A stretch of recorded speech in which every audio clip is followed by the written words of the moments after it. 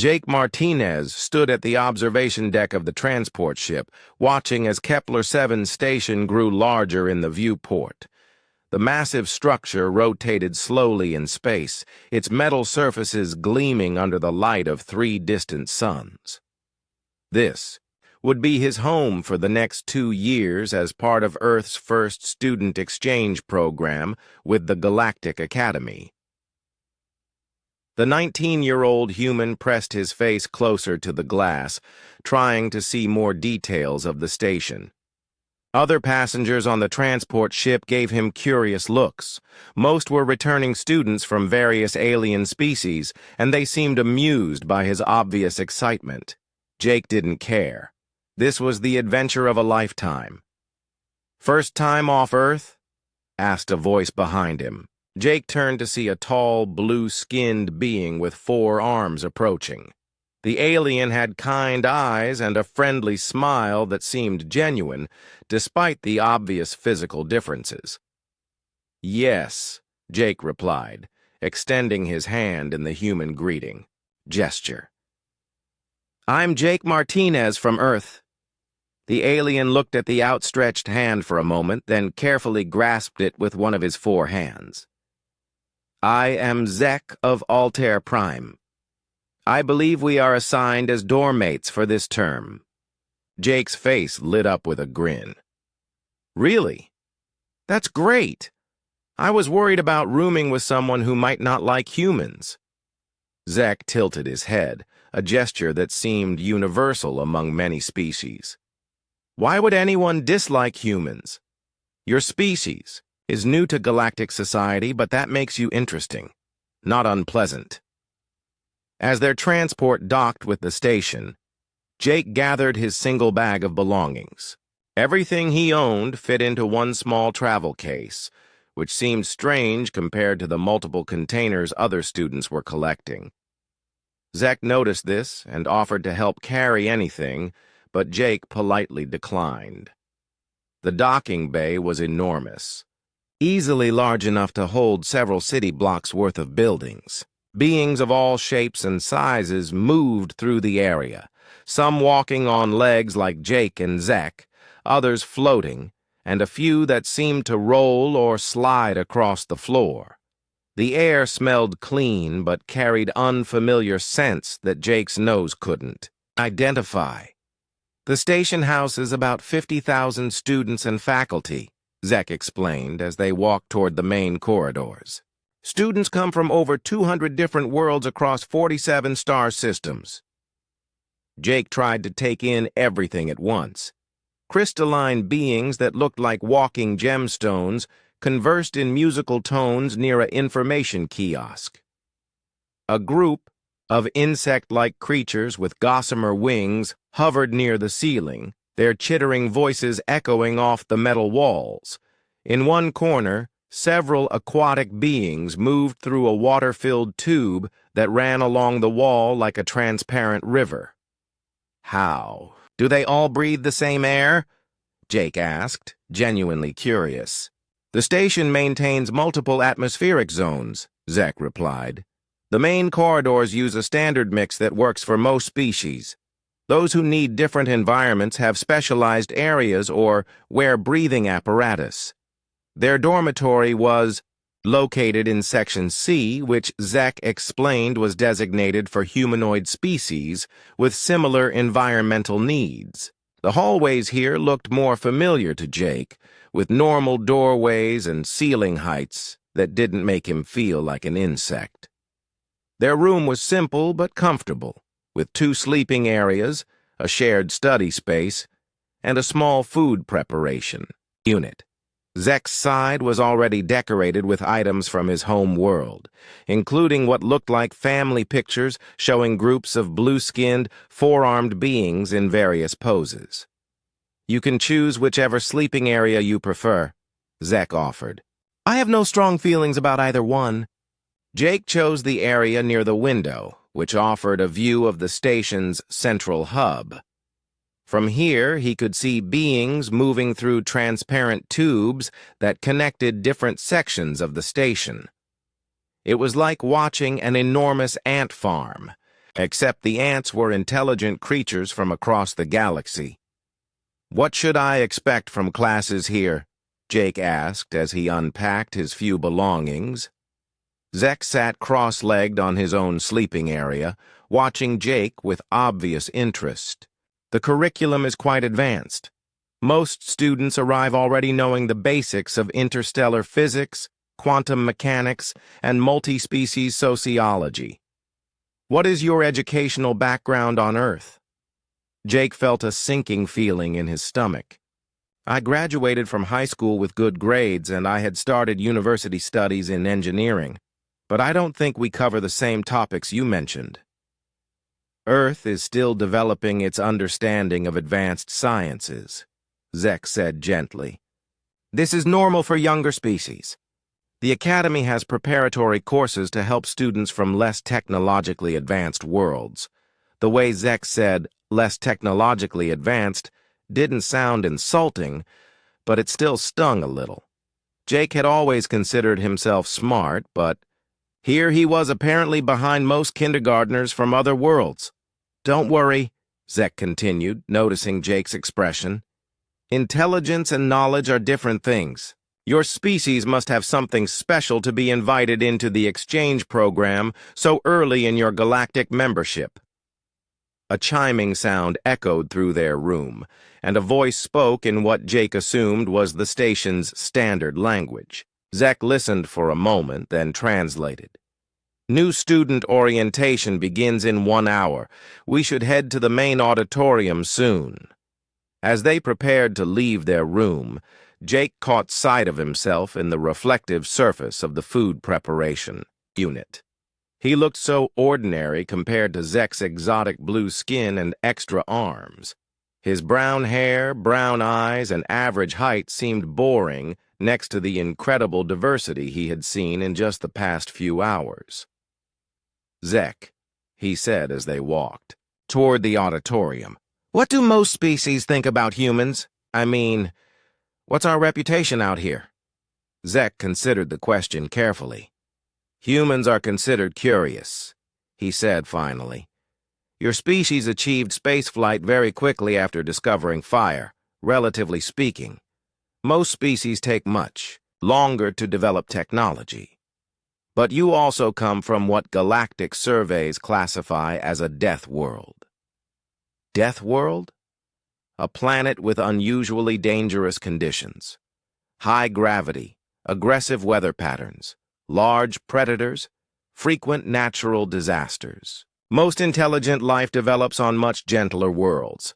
Earth's environment would kill most species within days. Jake had never thought of Earth as particularly dangerous. Sure, there were hurricanes and earthquakes and wild animals, but those were just normal parts of life. The idea that his home planet was considered a death trap by galactic standards was both disturbing and oddly flattering.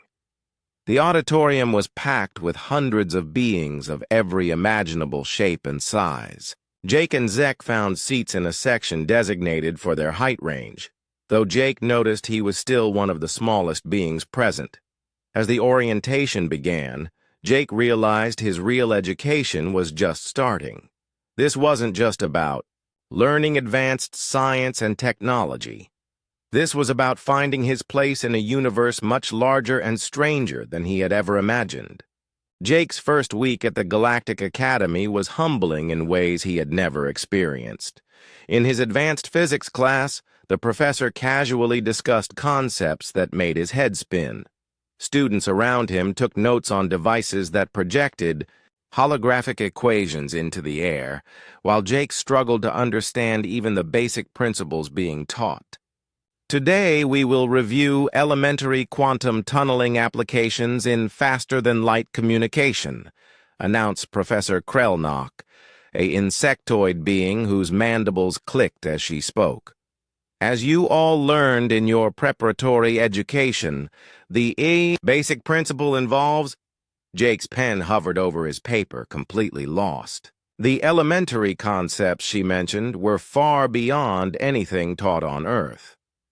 He glanced around the classroom and saw that even the youngest-looking students were nodding along as if this was simple review material. Zek had tried to help him, prepare by sharing some basic textbooks, but the mathematics alone were overwhelming. The books assumed knowledge of scientific principles that Earth hadn't even discovered yet. Jake felt like a Stone Age human trying to understand a computer manual. "Mr. Martinez," Professor Krelnock's voice cut through his confusion. "Perhaps you could explain how quantum entanglement enables instantaneous communication across galactic distances?" Jake felt heat rise in his cheeks as every eye in the classroom turned toward him. "I'm sorry, Professor. We haven't covered quantum entanglement in detail in Earth's curriculum yet." A few students made sounds that might have been polite coughing, but Jake suspected they were trying not to laugh. Professor Krelnock's compound eyes studied him for a moment before moving on to another student. After class, Jake walked slowly toward his next course, feeling defeated. How was he supposed to compete with beings who had been learning advanced physics since childhood? Maybe the human exchange program had been a mistake. Having trouble keeping up, human? Jake turned to see a large reptilian being approaching him in the hallway. The creature stood nearly 7 feet tall, with dark green scales covering muscular arms and legs. Sharp claws extended from its fingers, and its yellow eyes held an expression of obvious superiority. "I'm Krath of the Saurian Imperium," the being announced, as if Jake should be impressed. "I've been watching you struggle in our classes. It's amusing to see a species so far out of their depth." "I'm just learning," Jake replied, trying to keep his voice steady. "Everyone starts somewhere." Krath's mouth opened in what might have been a smile, revealing rows of sharp teeth. "Most species start with proper natural equipment: claws, armor, enhanced senses, physical strength. Humans have none of these things. You're weak creatures who rely on primitive tools because you lack proper evolutionary development." Other students in the hallway had stopped to watch the confrontation. Jake noticed that most of them seemed uncomfortable with Krath's aggressive behavior, but none stepped forward to intervene. "We've done pretty well with our tools," Jake said quietly. "We made it to space and earned a place here." "Barely," Krath snorted. "Your species has been in space for what? Less than a century? My people mastered interstellar travel while your ancestors were still living in caves. The only reason you're here is because the Academy feels sorry for primitive species." Jake felt anger building in his chest, but he forced himself to remain calm. Getting into a fight on his first week would probably end his time at the Academy before it really began. "If you'll excuse me," he said, "I need to get to my next class." Krath stepped aside with an exaggerated bow. "Of course. Run along to your remedial courses, little human." Jake's next class was tactical problem-solving, taught by Commander Veltar, a stern-looking being whose species resembled tall, gray-skinned humanoids with enlarged craniums. Jake had been dreading this course, expecting it to be another subject, where his Earth education left him hopelessly behind. "Today we will work on resource allocation scenarios," Commander Veltar announced. "You will be divided into teams and given a crisis situation to resolve. Each team has 30 minutes to develop a solution." Jake found himself grouped with 3 other students. Nira, a crystalline being whose body seemed to be made of living gemstone.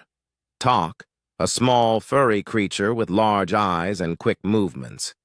And Zara, a tall being with pale blue skin and webbed fingers. Their scenario involved a mining colony that had lost contact with its supply ships. The colony had limited food and water, with no way to call for help. They needed to find a way. to survive until rescue arrived, using only the materials available on the mining asteroid. The other students immediately began suggesting complex technological solutions. Nira proposed building a quantum communication array from mining equipment. Talk suggested using the asteroid's mineral composition to create a chemical reaction that would generate a rescue beacon. Zara wanted to modify the mining lasers into a long-range signaling device. Jake listened to their ideas, but something bothered him about their approach. All their solutions required advanced technology and assumed the colonists had extensive technical knowledge. "What if we're thinking about this wrong?" Jake said finally. The others stopped their discussion and looked at him. "What do you mean?" asked Nira, her crystalline features reflecting the classroom lights. "We're assuming the colonists need to build something complex," Jake explained. "But what if they used simple methods instead? Mining operations create lots of dust and debris. If they gathered enough reflective material and arranged it in patterns on the asteroid's surface, passing ships might see the reflected light from their sensors." Tok's large eyes blinked rapidly. "That's very primitive." "But it would work," Jake continued. "And it doesn't require any advanced technology or special knowledge. Any colonist could gather rocks and arrange them in patterns. It's reliable, simple, and uses materials that are definitely available." Zara tilted her head thoughtfully. "The pattern would need to be large enough and geometrically distinct to appear artificial rather than natural." "Exactly," Jake agreed. "And they could create multiple patterns in different locations to increase the chances of detection." When time was called, each team presented their solution to the class. The other teams had developed increasingly complex, technological approaches, most requiring equipment or knowledge that might not be available to desperate colonists. When Jake's team presented their solution, several students made dismissive sounds. The idea seemed too simple, too primitive compared to the sophisticated proposals from other groups. Commander Veltar listened to all the presentations without comment. Finally, she spoke. "Team 4's solution has the highest probability of success," she announced, gesturing toward Jake's group. "In crisis situations, simple solutions are often more effective than complex ones. Sophisticated technology can fail, but basic physics and human ingenuity are reliable." Jake felt a surge of pride, but he noticed that several other students looked skeptical. Krath, who was sitting in the back of the classroom, made a snorting sound of derision. After class, Jake walked back to his dormitory with a strange mixture of emotions. He was behind in most subjects, struggling with concepts that other species considered elementary. But in the tactical problem-solving class, his different perspective had actually been an advantage. Zek was waiting in their room when Jake arrived. "How did your classes go today?" "Mixed," Jake replied honestly. "I'm still lost in most subjects, but I think I might have found something I'm actually good at." "What's that?" Jake thought about how to explain it. "Finding simple solutions to complicated problems. Most of the students here are incredibly smart and know amazing technology, but sometimes they make things more complex than they need to be." Zek nodded thoughtfully. "That's interesting. Perhaps your species' simpler technological background is actually an advantage in some situations."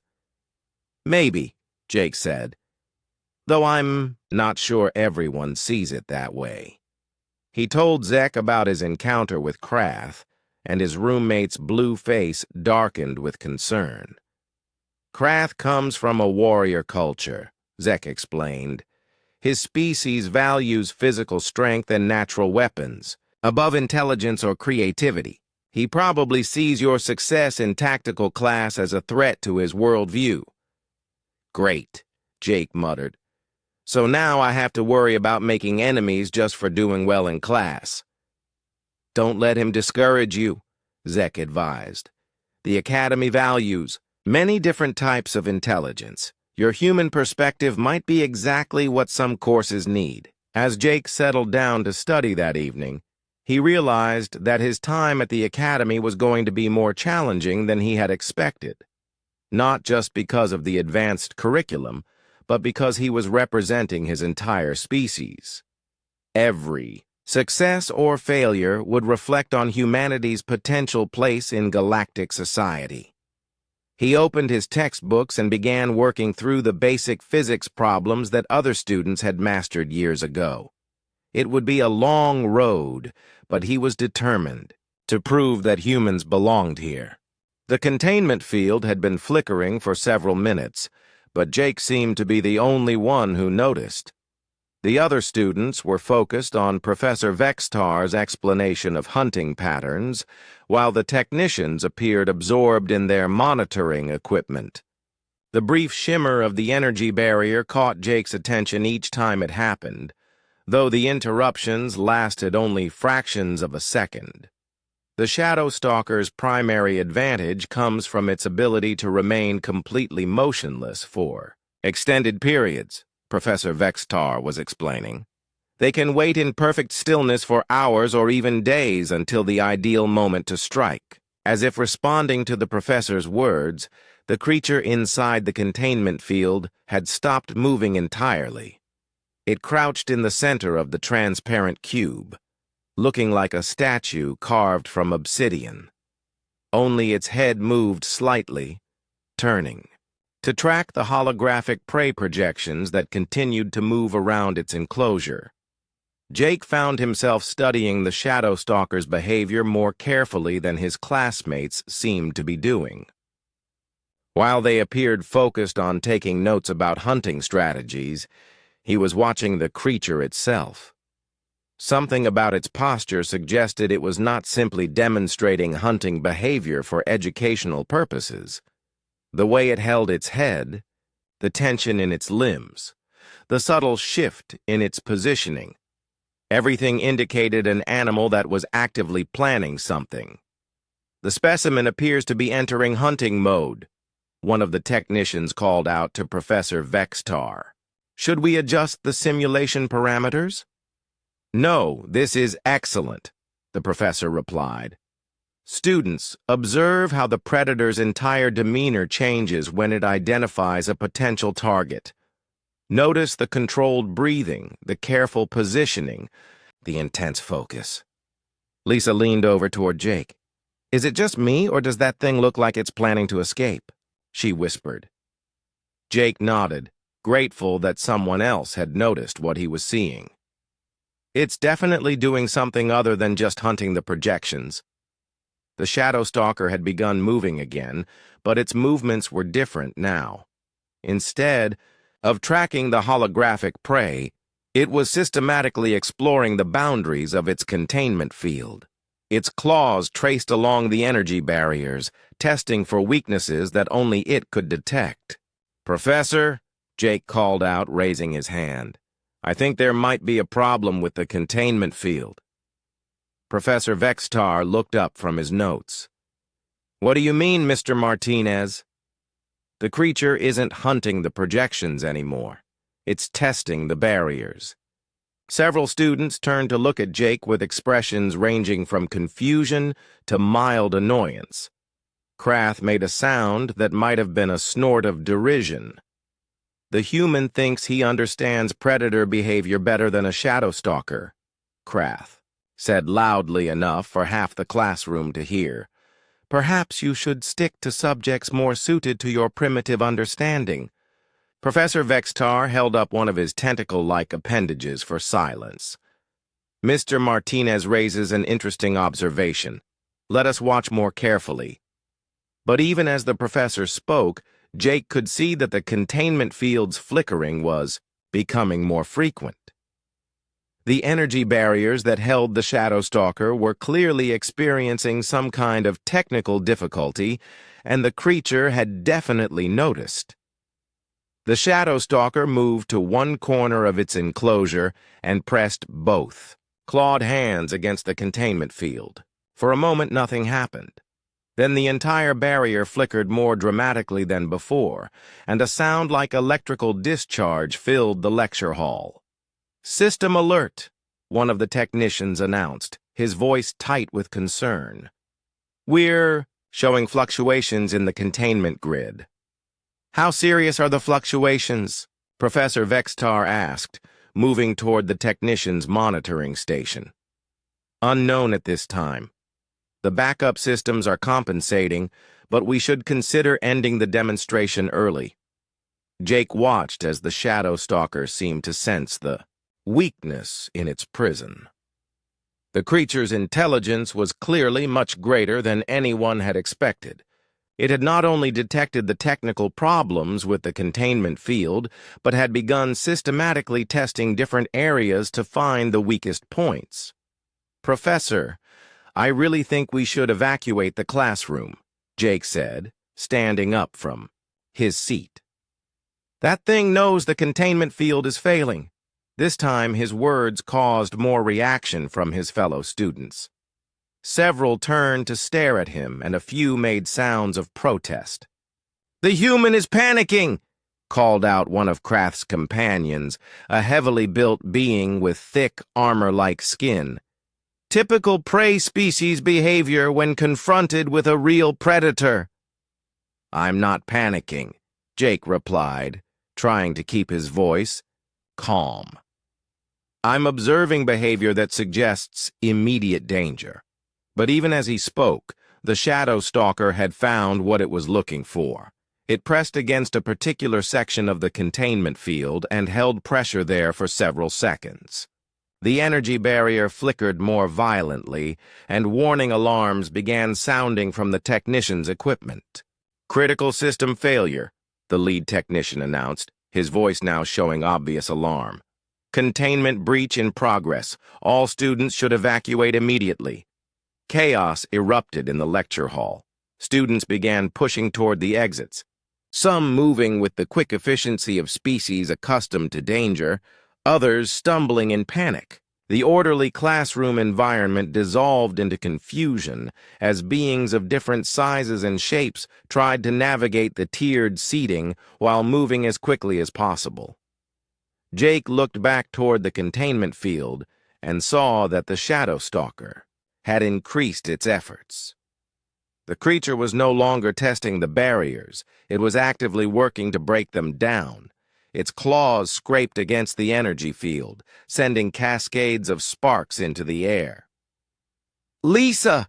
Jake called out, searching for his fellow human in the crowd of evacuating students.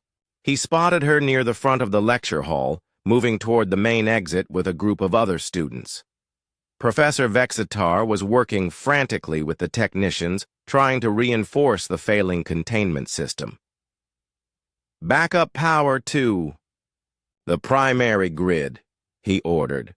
"Reroute auxiliary systems to compensate for the failure."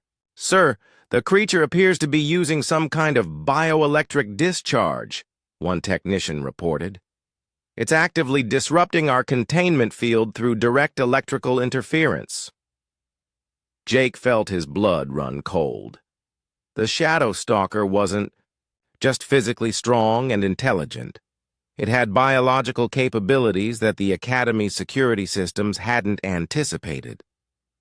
This was far worse than a simple equipment failure.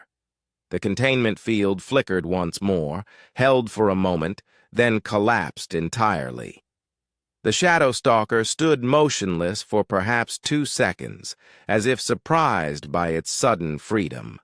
Then its hunting instincts activated fully, and it became something far more terrifying than it had appeared while caged. The creature's body seemed to expand as it straightened to its full height, its camouflage abilities activated, making it difficult to track with the eye even in the well-lit lecture hall. Most frighteningly, its head turned slowly as it scanned the room, clearly evaluating the dozens of potential prey that surrounded it. Students who had been moving toward the exits in an orderly evacuation now broke into full panic. Screams echoed through the hall as beings pushed and shoved to reach safety. Some of the larger species trampled smaller ones in their haste to escape. Jake found himself frozen in place, not from fear, but from a strange sense of clarity. While chaos erupted, around him his mind seemed to slow down and focus. He could see the Shadow Stalker's hunting pattern as it began to move, could predict which direction it would go based on its body positioning and head movement. The creature was not randomly attacking. It was selecting specific targets based on criteria that Jake could almost understand.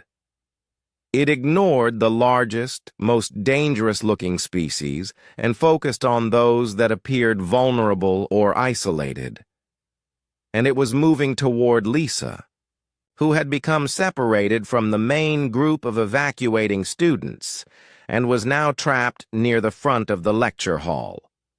Jake realized that no security forces would arrive in time to help her. The Academy's emergency response systems were designed for technical failures and medical emergencies, not escaped apex predators. Whatever happened in the next few minutes would depend entirely on the people currently in the room. The Shadow Stalker had made its choice. It began stalking toward Lisa, with the fluid, purposeful movement of a perfect killing machine that had found its prey. Lisa had backed against the far wall of the lecture hall, trapped between rows of seats and the advancing Shadow Stalker. The creature moved with horrible grace, its camouflage flickering in and out of visibility as it stalked closer. Each step was silent despite its massive size, and its yellow eyes remained fixed on her with predatory focus. Around the lecture hall, the evacuation had turned into a stampede. Students pushed and shoved toward the exits, some trampling others in their desperation to escape. Professor Vextar and his technicians were frantically trying to reactivate some kind of emergency containment system, but their equipment sparked and smoked from the Shadow Stalker's bioelectric attack. Jake watched the scene unfold with a strange sense of detachment.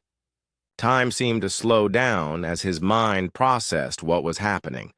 The Shadow Stalker was perhaps 30 feet from Lisa and closing the distance with deliberate patience. It knew she was trapped and was taking its time, savoring the hunt. Most of Jake's classmates had either fled or were frozen in terror. Krath and his group of physically imposing friends had pushed their way toward the nearest exit, abandoning any pretense of warrior courage. Even Zek, despite his genuine kindness, was moving away from the danger as quickly as his 4 arms could carry him, but Jake found himself moving in the opposite direction. He didn't make a conscious decision to act. Something deeper than thought took control of his body, some instinct that had been shaped by millions of years of human evolution. While every other being in the room was responding as prey, Jake's mind shifted into a different mode entirely. He began walking toward the Shadow Stalker. His movement was not hurried or panicked. Instead, he moved with steady, deliberate steps, his eyes locked on the predator. His shoulders squared, his spine straightened, and his entire posture changed from that of a student to something else entirely. The Shadow Stalker noticed the approach immediately. Its head swiveled toward Jake, and for a moment its advance toward Lisa stopped.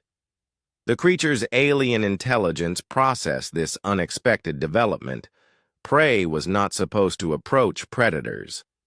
Jake continued walking forward, never breaking eye contact with the creature.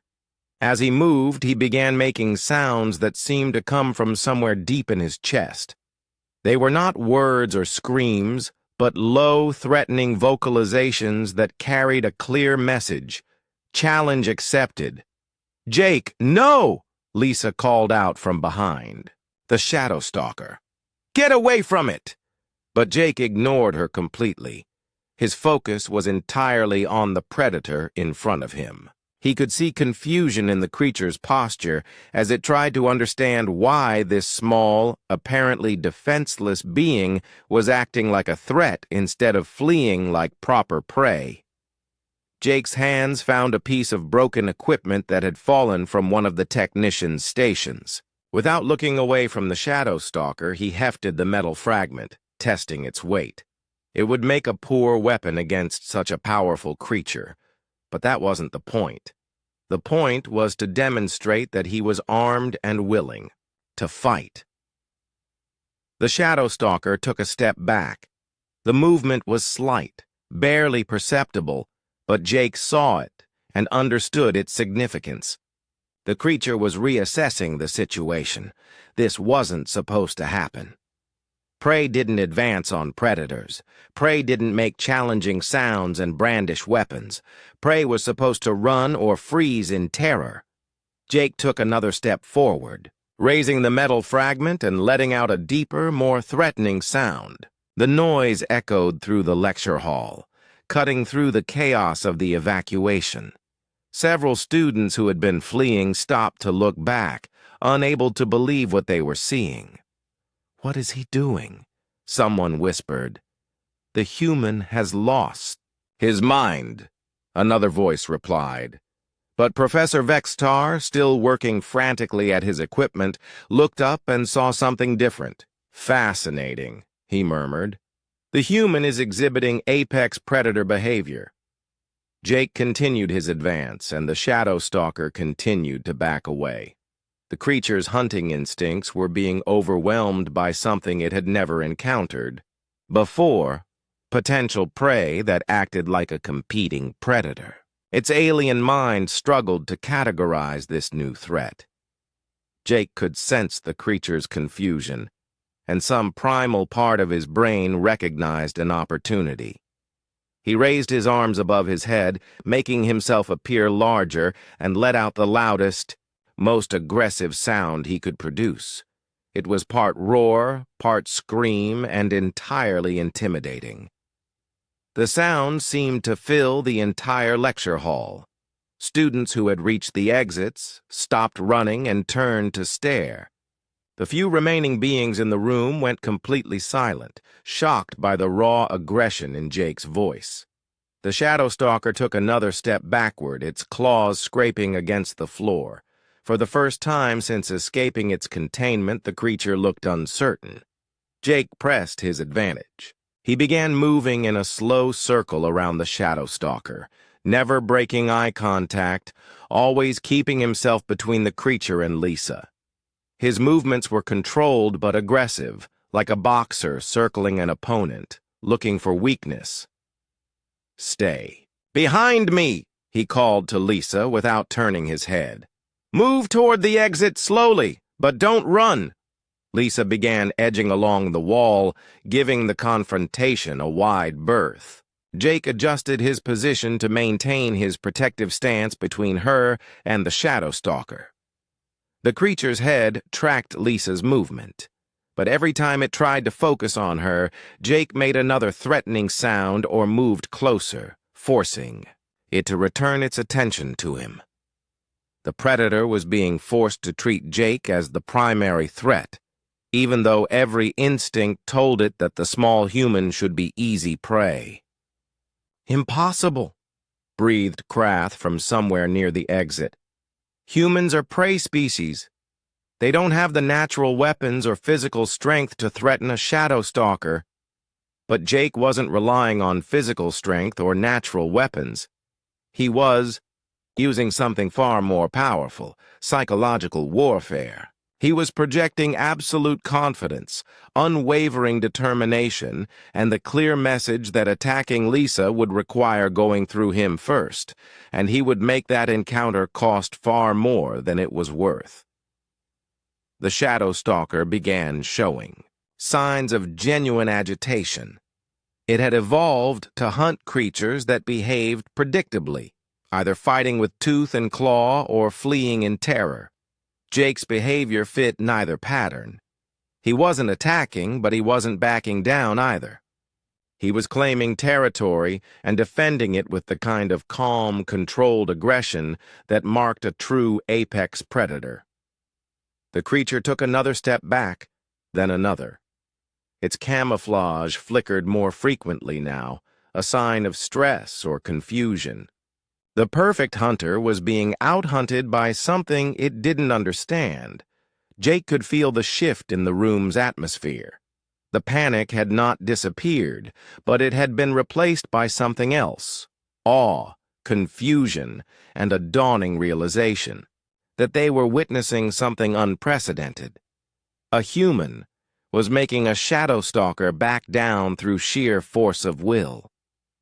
The lecture hall had become eerily quiet, except for the sound of Jake's controlled breathing and the occasional scrape of the shadow stalker's claws against the floor. The massive predator continued to back away from Jake's steady advance, its alien features showing confusion and growing uncertainty. Jake maintained his aggressive posture, holding the metal fragment raised like a weapon while keeping his eyes locked on the creature. Every movement he made was deliberate and threatening, designed to reinforce the message that he was not prey to be hunted, but a competing predator defending his territory. Lisa had reached the relative safety of the tiered seating area, but she remained frozen in place, watching the confrontation with wide eyes. Around the lecture hall, the few students who hadn't fled entirely pressed themselves against walls and doorways, unable to look away from the impossible scene unfolding before them. The shadow stalker stopped its retreat and crouched lower, its muscles tensing. Jake recognized the posture immediately. The creature was preparing to make a decision.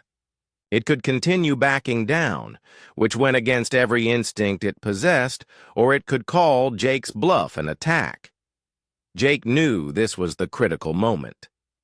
If the shadow stalker decided to fight, his psychological tactics would only carry him so far against 8 feet of muscle, claws, and razor-sharp teeth. But he also understood something that the creature was struggling to process.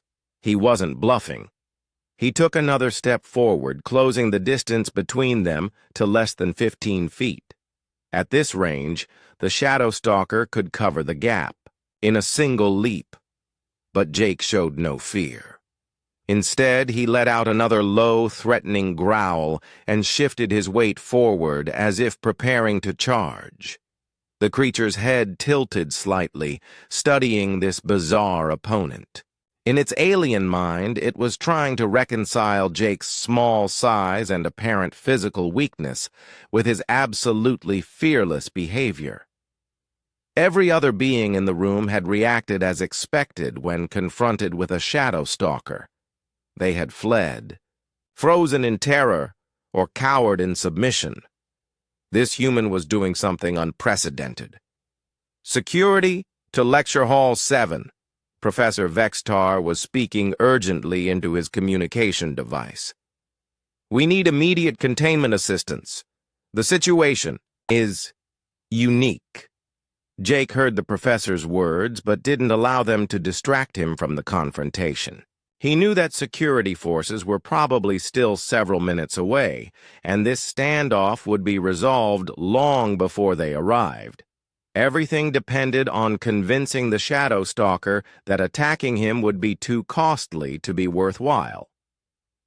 The creature began moving again, but not forward or backward. Instead, it started circling to Jake's left, testing whether he would maintain his defensive position or give ground. Jake immediately adjusted his stance, keeping himself between the shadow stalker and Lisa while matching the creature's movement. "He's herding it," whispered someone from the back of the lecture hall. "The human is actually controlling where the predator moves." Jake could sense the creature's growing frustration. Shadow stalkers were ambush hunters, designed to strike quickly from concealment against unsuspecting prey. This prolonged confrontation with a target that refused to behave like prey was outside its evolutionary programming. The alien predator tried moving to Jake's right, again testing his response. Jake immediately countered, maintaining his position while making another threatening sound. The message was clear. There would be no easy approach to Lisa, no matter which direction the creature tried. Krath's voice carried from near the main. Exit. This is impossible. Humans are herbivores from a low-gravity world. They don't have predator instincts. But Jake was proving that assessment wrong. Deep in his genetic memory lay the instincts of persistence hunters who had chased prey across vast distances until exhaustion made them easy targets. He carried the psychological weapons of ancestors who had faced down cave bears and saber-toothed cats with nothing but primitive tools and unshakable determination. The Shadow Stalker seemed to sense something of this ancient heritage. Its movements became more agitated, its camouflage flickering more frequently. The perfect predator was encountering something it had never faced before, prey that had evolved into predators themselves. Jake decided to escalate the confrontation. He took 2 quick steps toward the creature, raising his improvised weapon higher and letting out his most aggressive vocalization yet. The sound was primal and savage, carrying undertones of violence that surprised even him. The Shadow Stalker actually flinched backward, its claws scraping against the floor as it sought better footing. For a moment, its camouflage failed entirely, revealing the full extent of its massive, frightening form. But instead of making Jake step back, the sight only seemed to fuel his aggression. "Look at its posture," Professor Vexatar said quietly to his technicians. "The Shadow Stalker is displaying submission behaviors. It's actually becoming intimidated." The professor was right. The creature's head was lowering, its body language shifting from aggressive hunting mode to something more defensive. It was no longer evaluating Jake as potential prey. It was treating him as a territorial threat that needed to be avoided rather than confronted. Jake maintained the pressure, taking another step forward while keeping his threatening posture. The metal fragment in his hands was small and inadequate as an actual weapon, but he wielded it with such confidence that it became psychologically significant. He was demonstrating that he was armed, prepared to fight, and absolutely unwilling to yield. The Shadow Stalker backed away again, its alien eyes darting between Jake and the various exits from the lecture hall. The creature was clearly reassessing its options. The easy prey it had initially selected was now protected by something that registered as a competing predator, and the cost-benefit analysis was no longer favorable. "It's looking for an escape route," Lisa observed quietly from her position near the seating area. Jake nodded slightly without taking his eyes off the creature. He had recognized the same behavior. The Shadow Stalker was no longer hunting. It was looking for a way to disengage from a confrontation that had become unexpectedly dangerous. But Jake couldn't simply let the creature leave. There were still students and faculty in the lecture hall, and a loose Shadow Stalker could kill dozens of beings before security forces could contain it. He needed to keep the predator focused on him while somehow facilitating its capture. The standoff continued, predator facing predator in a contest of wills that defied everything the galactic scientific community thought they knew about human capabilities. Jake held his ground, projecting calm confidence while internally calculating his next move. The Shadow Stalker crouched lower, its muscles coiling for what might be a final, desperate attack. Jake prepared himself for the possibility that his psychological warfare might not be enough, that he might have to face the creature's physical capabilities with nothing but primitive tools and human determination. The moment stretched between them, filled with tension and the promise of violence. Two apex predators from different worlds, each shaped by millions of years of evolution, locked in a confrontation that would determine not just who lived or died, but how the galaxy viewed humanity's place among the stars. The Shadow Stalker held its crouched position for what felt like an eternity, muscles coiled and ready to spring. Jake remained perfectly still, his eyes locked on the creature, projecting the absolute confidence of a predator that would not yield its territory. The silence in the lecture hall was so complete that everyone could hear the subtle sounds of the alien's breathing and the faint electrical hum of damaged equipment. Then, slowly, the Shadow Stalker began to straighten from its attack crouch. The movement was subtle at first, just a slight relaxation of the creature's hindquarters. But Jake recognized it immediately as a signal of disengagement. The alien predator was choosing to avoid confrontation rather than risk a fight with an opponent whose capabilities it couldn't properly assess. The creature took one careful step backward, then another. Its eyes remained fixed on Jake, but the predatory intensity had diminished. Instead of evaluating him as prey or even as a direct threat, the Shadow Stalker was now treating him as a territorial rival to be avoided rather than challenged. Jake maintained his aggressive posture, but allowed the creature to increase the distance between them. He understood instinctively that pursuing the Shadow Stalker too aggressively might trigger a defensive attack, while backing down too quickly could reactivate its hunting instincts.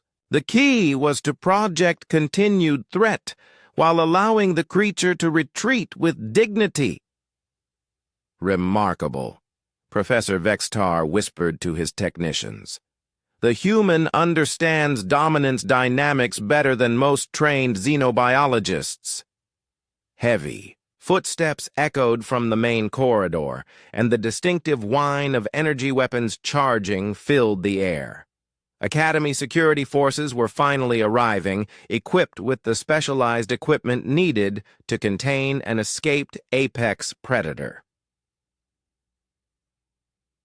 The Shadow Stalker's head turned toward the approaching sounds, its alien features showing what might have been relief. The creature was intelligent enough to recognize that its situation was becoming increasingly dangerous. Not only was it facing an unexpectedly dangerous territorial rival, but reinforcements for that rival were approaching. Security teams, hold. Your positions, Professor Vexitar called out as armored figures appeared in the doorways. The situation is under control. Under control was perhaps an overstatement, but Jake had indeed managed to contain the crisis. The Shadow Stalker was no longer hunting, no longer focused on the vulnerable students in the room. Instead, it was looking for an opportunity to escape from what had become an untenable situation. Jake began moving slowly to his right, opening a clear path toward one of the exits while maintaining his threatening posture. He was giving the creature an escape route while making it clear that any movement toward the remaining students would result in renewed confrontation. The Shadow Stalker understood the offer immediately. With movements that were still fluid and dangerous but no longer predatory, it began edging toward the exit Jake had indicated. Its camouflage flickered intermittently, a sign of stress and uncertainty rather than hunting behavior. Containment. Field ready? Announced the lead security officer, a heavily armored being whose species Jake couldn't identify. We can establish a capture perimeter around the creature. Wait, Jake called out, his voice steady despite the adrenaline coursing through his system. Let it move toward exit 3. I can guide it into containment without forcing a confrontation. The security officer's helmet turned toward Professor Vextar for confirmation. The professor nodded slowly, his multiple appendages gesturing agreement. Follow. The human's guidance, Professor Vextar instructed. Mr. Martinez appears to understand the creature's psychology better than our standard protocols anticipate. Jake continued his careful dance with the Shadow Stalker, maintaining just enough pressure to keep the creature moving toward the designated exit, while avoiding actions that might trigger its defensive instincts.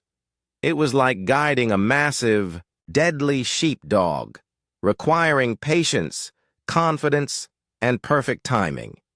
The creature reached the exit and paused, its alien eyes studying the security forces that waited in the corridor beyond. For a moment, Jake worried that the Shadow Stalker might decide to fight its way out rather than submit to recapture. But the alien predator had apparently reached its limit, with movements that suggested resignation rather than defeat. It allowed the security teams to surround it with containment fields.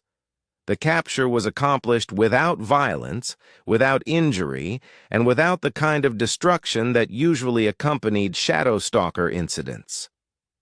As the creature was led away under heavy security escort, the lecture hall erupted in voices. Students who had been frozen in silence began talking excitedly.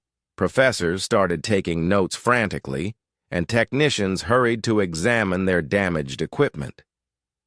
Jake remained standing in the center of the lecture hall, still holding his improvised weapon as the reality of what had just happened began to sink in. His heart was pounding, his hands were shaking slightly from adrenaline, and he felt simultaneously exhausted and hyper-alert. "Jake!" Lisa rushed toward him, her face showing a mixture of gratitude and amazement. "What you did? How did you know to do that?" Jake looked down at the metal fragment in his hands, then let it drop to the floor. "I don't know," he said honestly. "It just felt like the right thing to do." Zek approached more cautiously, his blue features showing obvious awe. "My friend, what you just accomplished should be impossible according to everything we know about interspecies psychology."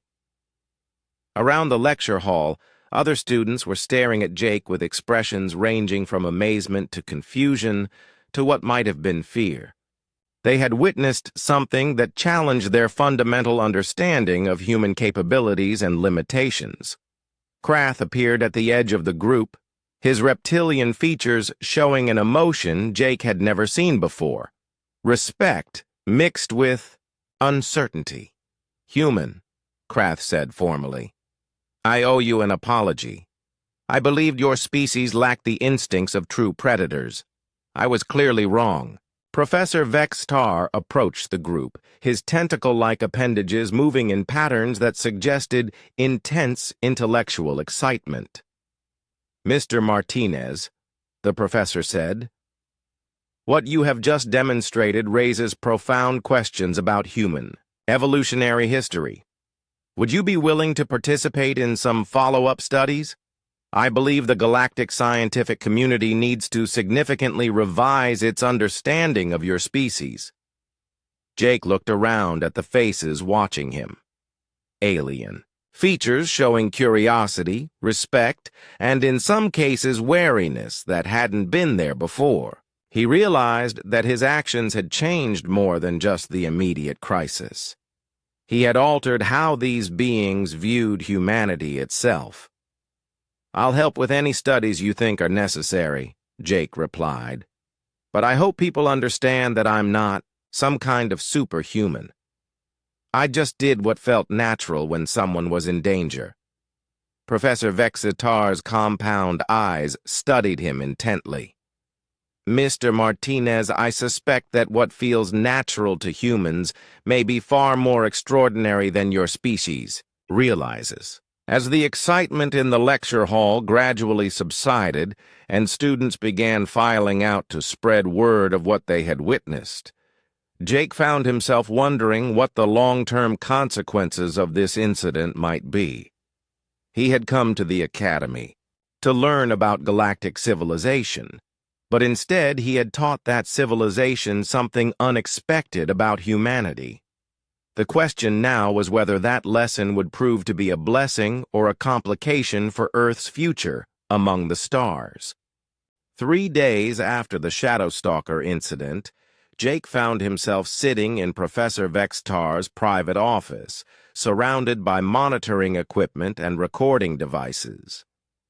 The professor had spent the morning conducting various tests and interviews, trying to understand the psychological and physiological factors that had enabled Jake's unprecedented confrontation with the apex predator. "Your stress hormone levels during the incident were remarkably low," Professor Vextar explained, reviewing data on his holographic displays. "Most beings facing a Shadowstalker show extreme elevation in fear response chemicals. Your levels actually decreased as the confrontation intensified." Jake shifted uncomfortably in his chair. "I wasn't really thinking about being afraid. I was focused on protecting Lisa and figuring out how to handle the creature." "Exactly," the professor said, his multiple appendages moving excitedly. "Your brain shifted into what appears to be a specialized predator response mode. Instead of triggering fear reactions, the presence of danger activated hunting and territorial behaviors." The office door chimed, and Zek entered carrying a data pad and wearing an expression of barely contained excitement. "Professor, you need to see the latest reports from Earth," Zek announced. "The human government has released some fascinating information about their species' evolutionary history." Professor Vextar gestured for Zek to share his findings. The blue-skinned student activated the office's main display system, and images of early human ancestors appeared in three-dimensional, holographic form. "It turns out that humans evolved as persistence hunters," Zek explained. "They would chase prey animals for distances of up to 40 kilometers, running them to exhaustion before moving in for the kill. No other known species has ever developed this hunting strategy." Jake stared at the images of his ancestors, seeing his own confrontation with the Shadowstalker in a new light. "So that's why I didn't want to run away. My instincts were telling me to chase, not flee." "More than that," Professor Vextar added. "Persistence hunting requires extraordinary psychological resilience. Humans had to develop the ability to ignore fatigue, pain, and fear while maintaining focus on long-term goals. Those same traits manifested when you faced the Shadowstalker." The door chimed again, and Lisa entered the office, followed by several other students Jake recognized from their various classes. Word of the professor's research had spread quickly through the academy, and many students were curious about the new discoveries regarding human psychology. "Are there any other humans on the station?" asked Nira, the crystalline student from Jake's tactical thinking class. "We would like to understand if Mr. Martinez's abilities are typical of his species. Lisa is the only other human currently enrolled," Professor Vextar replied. "But based on preliminary communications with Earth, Mr. Martinez's psychological profile appears to be well within normal human parameters." This statement caused excited murmuring among the gathered students. If Jake's capabilities were normal for humans, it suggested that Earth's entire population consisted of beings with apex predator psychology. That would explain their rapid technological development, observed Talk, the small, furry student. "Most species require thousands of years to develop spaceflight after achieving basic tool use. Humans accomplished it in mere centuries." Jake felt increasingly uncomfortable with the direction of the conversation. "I think you're making too big a deal out of what happened. I just did what anyone would do to protect a friend." "But that's exactly the point," Professor Vextar said gently. "Most species would not have done what you did. Their instincts would have compelled them to flee or freeze. Your instincts compelled you to fight." Krath appeared in the office doorway, having arrived without invitation. The large Saurian student's demeanor had changed dramatically since the incident. Where before he had been dismissive and aggressive toward Jake, he now showed obvious respect, mixed with what might have been caution. "Human Jake," Krath said formally, "I have come to request permission to study your combat techniques." Jake blinked in surprise. "My combat techniques? I don't have any formal training in fighting." "That is what makes your behavior so interesting," Krath replied. "Saurian warriors train for decades to develop the kind of psychological dominance you displayed naturally. We would be honored to learn from your instinctive methods." Professor Vexitar's compound eyes brightened with scientific interest. "This raises an important question about human military potential. If untrained humans can psychologically dominate apex predators, what capabilities might trained human warriors possess?" Jake felt a chill at the implications of that question. "Professor, I hope you're not suggesting that humans would make good soldiers for galactic conflicts." "Not soldiers," the professor replied carefully, "but your species' unique psychological traits could be valuable for many peaceful applications. Search and rescue operations, wildlife management, crisis intervention, diplomatic protection services." Lisa had been quiet during most of the discussion, but now she spoke up. "What about the other direction?